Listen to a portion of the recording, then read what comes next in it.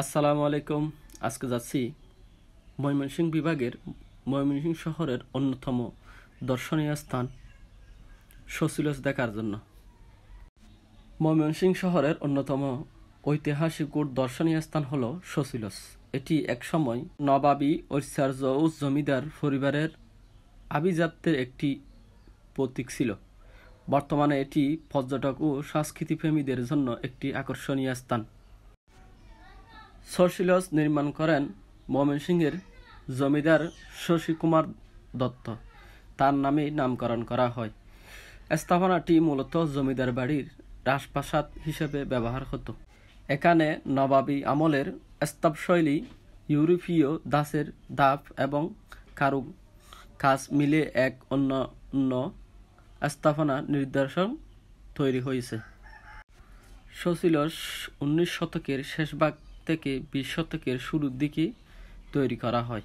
শশী কুমার দত্ত ছিলেন দত্ত পরিবারের অন্যতম ধনী জমিদার, যিনি তৎকালীন ব্রিটিশদের সাথে সুসম্পর্ক বজায় রেখেছিলেন।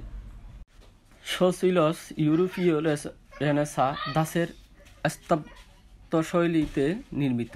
দোতলা এ ভবনের সম্মুখভাগে রয়েছে খিলান ও স্তম্ভ। ভিতরের বিশাল নাচঘর, দরবার হল, অতিথিশালা ও রাজকীয় আসবাবপত্র ছিল।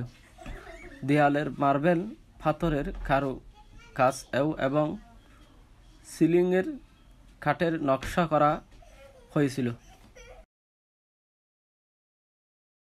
পাকিস্তান আমলে জমিদারি প্রথা বিলুপ্তির পর শশীলজ সরকারি অধীনে চলে আসে। এর সাথে সাথে অট্টালিকাটি জরাজীর্ণ হয়ে পড়ে।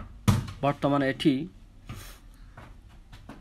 ময়মনসিংহ বিভাগের নিয়ন্ত্রণে রয়েছে এবং দর্শনার্থীদের জন্য উন্মুক্ত রাখা হয়েছে। শশীলজ সপ্তাহে 6 দিন খোলা থাকে। সোমবার সরকারি বন্ধ থাকে। আপনি চাইলে ঘুরে আসতে পারেন। প্রতি টিকিটের মূল্য 30 টাকা করে। বাংলাদেশের যে কোনো জায়গা থেকে ময়মনসিংহ শহর থেকে 10 টাকা ভাড়া দিয়ে শশীলজ দেখতে পারেন। চাইলে হেঁটে হেঁটেও যেতে পারেন। উপভোগ করুন শশীলজের সৌন্দর্য।